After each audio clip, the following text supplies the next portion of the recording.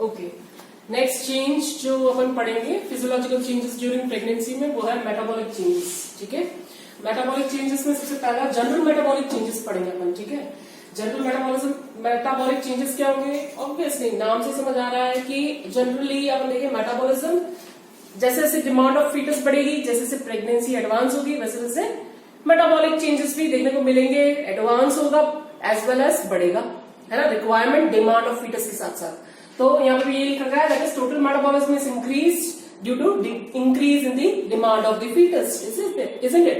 Higher the demand, higher will be the metabolic rate. Next अपन कह सकते हैं basal metabolic rate will increase about 30%, 30% increment देखने को मिलेगा बेसल मेटाबॉलिक रेट में, and that will be higher than the average of non pregnant state. तो non pregnant state को फिर से प्रेगनेंसी स्टेट से कंपेयर किया है, जिसमें इन्होंने कहा है कि नॉन प्रेग्नेंट स्टेट में जो level of basal metabolic rate जो है उससे 30% हायर रहेगी प्रेगनेंसी स्टेट पे। ठीक है, अब अपन एक एक करके मेटाबॉलिज्म पढ़ेंगे, जैसे कि फैट मेटाबॉलिज्म पढ़ेंगे अपन, कार्बोहाइड्रेट मेटाबॉलिज्म के बारे में पढ़ेंगे, प्रोटीन मेटाबॉलिज्म के बारे में पढ़ेंगे। ठीक है, तो फर्स्ट जो लेंगे वो है प्रोटीन मेटाबॉलिज्म। अब जैसे तुम लोगों को पता है कि प्रोटीन हमेशा ब्रेक डाउन होकर अमीनो एसिड्स में कन्वर्ट होगा, और फिर फर्दर वो ब्रेक डाउन होकर यूरिक एसिड में कन्वर्ट होगा, and finally blood urea as well as blood uric nitrogen के फॉर्म में वो कन्वर्ट हो जाएगा, isn't it? लेकिन जब अपन प्रेगनेंसी की बात करते हैं तो अपन कहते हैं positive nitrogenous balance through out pregnancy रहेगी। इसका मतलब ये हुआ जितना कंजम्पशन ऑफ नाइट्रोजन है ना, उतना ही एक्सपल्शन ऑफ नाइट्रोजन है, बल्कि मैं कहूंगी कंजम्पशन ज्यादा है, एक्सपल्शन कम है, isn't it? तो कंज्यूम ज्यादा हो रहा है nitrogenous base, sorry nitrogen, isn't it? और क्योंकि कंजम्पशन ज्यादा है तो अमीनो एसिड्स जो है वो अमीनो एसिड्स वैसे वैसे बने रहेंगे, वो ब्रेक डाउन नहीं होंगे into uric acid, isn't it? और क्योंकि वो ब्रेक डाउन नहीं हो रहे हैं तो अपन कह सकते हैं ब्लड यूरिया नाइट्रोजन में कोई चेंजेस देखने को नहीं मिलेगा, क्रिएटिनिन लेवल में भी कोई चेंजेस देखने को मिलेगा। अपन कह सकते हैं वो अनचेंज्ड रहेगा या फिर स्टेबल रहेगा, isn't it? या फिर बहुत कम स्लाइट चेंज देखने को मिलेगा।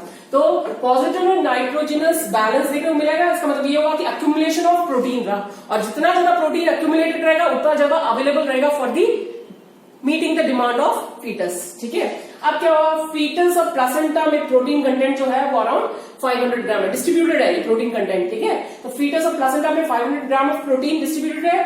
फर्दर मेटरनल गेन जो है ना, प्रेगनेंसी के साथ जो गेन हो रहा है that is around 500 gram, chiefly due to distribution कहां डिस्ट्रीब्यूटेड है, that is uterus, breast and maternal blood, यहाँ डिस्ट्रीब्यूटेड है क्या, ब्लड प्रोटीन। ठीक है, and also breakdown of amino acid into urea is also suppressed, है ना। तो जैसे मैंने बताया प्रोटीन से ब्रेकडाउन हुआ अमीनो एसिड्स और उसमें कन्वर्ट हुआ इनटू यूरिया। ठीक है, लेकिन वहां पे प्रेगनेंसी में ये यूरिया जो है इसका कन्वर्जन फर्दर सप्रेस हो जाता है। इसके कारण क्या हो सकता है, ब्लड यूरिया नाइट्रोजन का लेवल फॉल हो जाता है अबाउट 15 to 20 ग्राम mg%, है ना।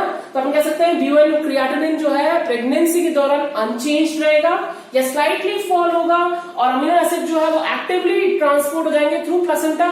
मैं जब पढ़ाऊंगी तुम लोग को प्लासेंटा वाला चैप्टर तब तुमको बताऊंगी कि एक्टिव ट्रांसपोर्टेशन क्या हुआ, that is with the help of enzyme या फिर with the help of energy material जो है वो लोअर कॉन्सेंट्रेशन से हायर कॉन्सेंट्रेशन की तरफ जा रहा है, isn't it? तो इस केस में भी यही हुआ, अमीनो एसिड्स जो है वो क्या करेंगे, लोअर कॉन्सेंट्रेशन से हायर कॉन्सेंट्रेशन की तरफ जाएगा, that is from the maternal blood into the foetal blood, और उनकी डिमांड को मीट कर पाएगा, isn't it? तो it is actively transport across the placenta और placental barriers into the towards the foetus, और फर्दरली अपन ये कह सकते हैं कि pregnancy is a state of anabolic respiration, sorry anabolic state. ठीक है,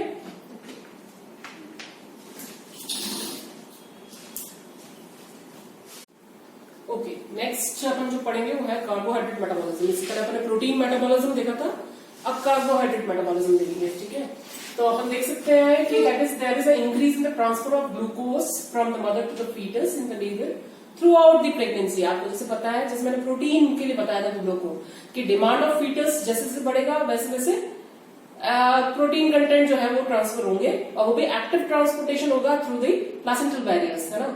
अब जो ट्रांसफर होगा दैट इज ग्लूकोज। आप लोगों को ये भी पता है कि ग्लूकोज भी ट्रांसफर होना बहुत जरूरी है फीटस को in order to maintain the glycaemic state, isn't it? तो इसमें भी क्या होगा, इंक्रीज डिमांड के साथ increase higher transport of glucose will be taking place from mother to foetus whole throughout pregnancy. लेकिन अपन कह सकते हैं इनिशियल स्टेज पे एक हाइपोग्लाइसेमिक स्टेट ऑफ मदर देखने को मिलेगा। लेटर ऑन जो है कुछ ऐसे फैक्टर्स होंगे जो हाइपरग्लाइसेमिक स्टेट पे मदर को लैंड अप कराएगा। ठीक है, तो मैं आगे समझाऊंगी जैसे जैसे चैप्टर वैसे वैसे तुमको समझ आएगा कि hypoglycaemic stage initial stage of pregnancy कहलाएगी, whereas later half of the pregnancy जो है वो हाइपरग्लाइसेमिक स्टेट में कन्वर्ट होगी, है ना। इसका मतलब ये होता है ग्लूकोज इतना अमाउंट में प्रेजेंट रहेगा कि वो दोनों मीट कर पाएगा for the demand of foetus as well as mother. ठीक है, फिर क्या हुआ, insulin secretion is increase due to the progesterone effect.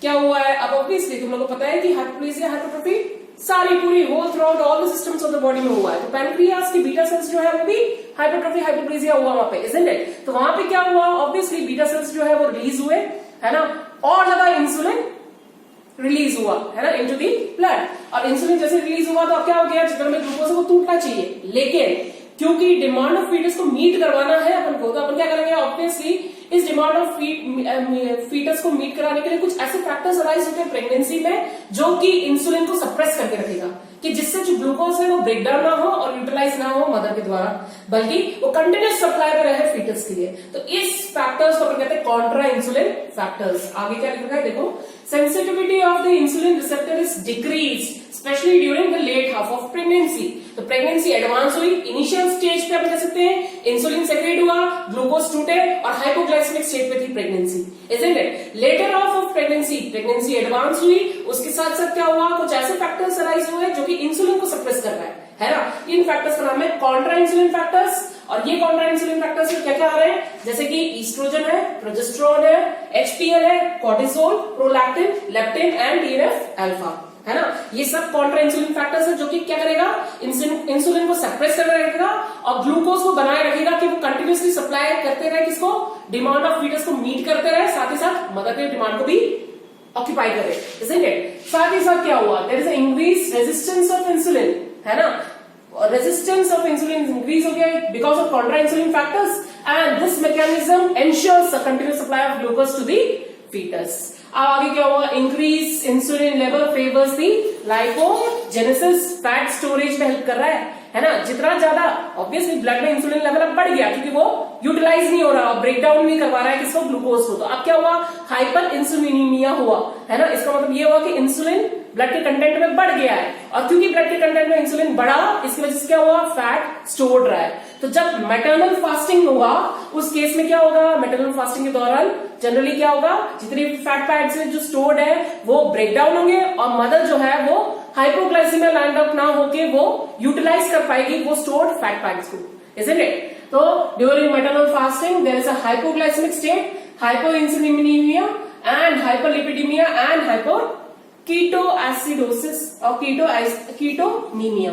तो इस केस में क्या होगा, लाइपोलाइसिस होगा, किसका, फैट स्टोर जो है वो टूटेंगे, इससे क्या होगा, जनरेट होगा फ्री फैटी एसिड्स और इसके साथ साथ ग्लूकोनियोजेनेसिस, नए ग्लूकोज के कंटेंट बढ़ने लग गए, ठीक है। और फ्यूल सप्लाई कंटिन्यूस रहेगी किसकी तरफ, foetus as well as mother की तरफ। अब प्लाज्मा ग्लाइकोजन लेवल जो है वो ग्लूकोगेन लेवल जो है वो अनचेंज रहेगा। ओवरऑल इफेक्ट क्या रहेगा मदर का at the fasting level, hypoglycaemia रहेगा ड्यू टू फीटल कंजम्पशन, किसका, ग्लूकोज का फीटल कंजम्पशन। और इसके साथ साथ अपन कह सकते हैं पोस्ट प्रोनाटल हाइपरग्लाइसेमिक स्टेट देखने को मिलेगा, खाना खाने के बाद हाइपरग्लाइसेमिक स्टेट देखने को मिलेगा। ये हाइपरग्लाइसेमिक स्टेट क्यों मिला, क्योंकि कॉन्ट्रा इंसुलिन फैक्टर्स वहां पे वर्क कर रहे हैं जो कि ऑब्वियसली ग्लूकोज को टूटने नहीं देंगे, इंसुलिन के लेवल को रेजिस्ट करेंगे और ग्लूकोज जो है वो ब्लड में कंटेंट बढ़ जाएगा। Later on contra insulin factors as well as hyper insulinaemia state देखने को मिलेगी।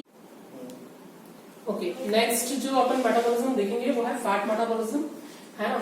फैट मेटाबॉलिज्म जैसे मैंने बताया था ग्लूकोज, है ना, जब मैंने बोला था कि फैट्स जो है वो भी रिस्टोर हो रहे हैं, है ना। हाइपरलिपिडीमिया कंडीशन जो है वो वहां पे अराइज हो रही थी जिसके कारण जनरली फैट्स जो थे वो डिपॉजिट हो रहे थे और at the time of fasting, maternal fasting, generally वो यूटिलाइज हो रहे थे बाय द मदर और हाइपोग्लाइसेमिक स्टेट जो है उसको रिवाइव करने में हेल्प कर रहे थे, है ना।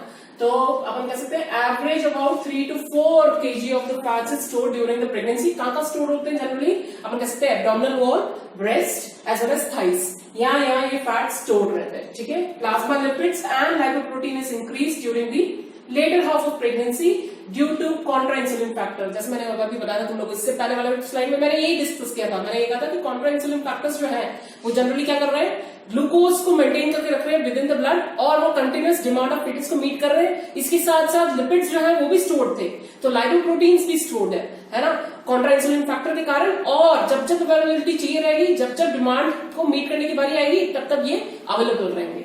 ठीक है, next lipid metabolism. Lipid metabolism में कह सकते हैं कि हाई डेंसिटी लाइपोप्रोटीन्स जो है वो इंक्रीज हो जाते हैं और लो डेंसिटी लाइपोप्रोटीन्स जो है वो यूटिलाइज कर दिए गए। किसके लिए यूटिलाइज किए गए? For the placental steroid synthesis, है ना। प्लासेंटा से जितने भी स्टेरॉइड्स हार्मोन्स जो है उनके सिंथेसिस में जनरली एलडीएल यूटिलाइज किए गए। और हाइपोलिपिडीमिया इज एथ्रोजेनिक इन नेचर। एथ्रोजेनिक ऑब्वियसली ये जाके कहां पर डिपॉजिट हो रहे हैं? ब्लड वेसल्स में, है ना। तो जितने भी ये लिपिड्स है वो जाके ब्लड वेसल्स में डिपॉजिट होंगे, इसको कहते हैं एथ्रोजेनेसिस और जेनिक। ठीक है, the activity of lipoprotein lipase is increased और इसके कारण ये लाइपोप्रोटीन लाइपेज जो है इसकी एक्टिविटी इंक्रीज हो गई बिकॉज फैट जो है जो स्टोर्ड है at the time of metabolic fasting उसको तोड़ना पड़ेगा। तो इस केस में लाइपेज जो है वो यूटिलाइज हो रहे हैं और जो फैट पैट्स है वो टूटेंगे और इसके साथ साथ एनर्जी प्रोड्यूस करेंगे, thereby meeting the demand of mother. ठीक है, फिर लेप्टिन अ पेप्टाइड हार्मोन, एक ऐसा पेप्टाइड हार्मोन जिसका नाम है लेप्टिन और generally it is by the adipose tissue. जब एडिपोज टिश्यूज टूटते हैं तो उस केस में एक लेप्टिन करके एक पेप्टाइड हार्मोन है जो रिलीज होगा और ये रेगुलेट करता है फैट मेटाबॉलिज्म में। ठीक है, तो इस तरीके से प्रेगनेंसी में जितने भी स्टोर्ड फैट्स हैं लेप्टिन के थ्रू वो मेटाबॉलिज्म पॉसिबल है। नेक्स्ट अपन आयरन मेटाबॉलिज्म के बारे में पढ़ेंगे। आयरन इज जनरली एब्सॉर्ब्ड, अब तुम लोगों ने पढ़ रखा है ये तो कि आयरन जो है generally absorbed in ferrous form from duodenum and jejunum and it is release into the circulation as transparent, है ना। तो जेजुनम और डिओडेनम में ये अब्सॉर्ब होते हैं और ट्रांसपेरेंट के फॉर्म में ये रिलीज होते हैं। About 10% of ingested iron is absorbed, है ना। तो जितना अपन ने आयरन खाया उसमें से 10% जो है उसका वो अपन एब्सॉर्ब कर लेते हैं। आयरन जो फ्री हो जाते हैं ट्रांसपेरेंट से वो हीमोग्लोबिन के साथ कंबाइन होते हैं, myoglobin and stored as ferritin. कैसे फॉर्म में स्टोर होते हैं? वो ferritin as well as haemosiderin के फॉर्म में स्टोर हो जाते हैं। फिर iron is actively transported across the placenta. Placenta के थ्रू आयरन भी एक्टिवली ट्रांसपोर्ट होते हैं। मैंने जैसे बताया तुम लोग को ये जो है ये कुछ मॉलिक्यूल के साथ कंबाइन होकर जनरली ट्रांसपोर्ट होते हैं, कोई एनर्जी मॉलिक्यूल होना जरूरी है। ठीक है, through semi permeable membrane. Then total iron requirement during pregnancy, जितना प्रेगनेंसी में अपन कह सकते हैं वो दैट इज अराउंड 1000 mg। ठीक है, डिस्ट्रीब्यूटेड कैसे डिस्ट्रीब्यूटेड है? That is foetus and placenta में 300 mg, expanded red cells mass में अपन कह सकते हैं 400 mg और लॉस जो होता है जो अपन कह सकते हैं 200 mg के करीब लॉस होता है थ्रू नॉर्मल रूट्स, है ना। और ब्लड लॉस इन टोटल अगर बोले अपन तो दैट इज अराउंड 45 mg पर 100 ml। ठीक है, तो इस तरीके से अपन ब्लड लॉस देख सकते हैं, अपन आयरन का मेटाबॉलिज्म देख सकते हैं। आगे और है जो मैं आगे नेक्स्ट स्लाइड में डील कर रही हूँ।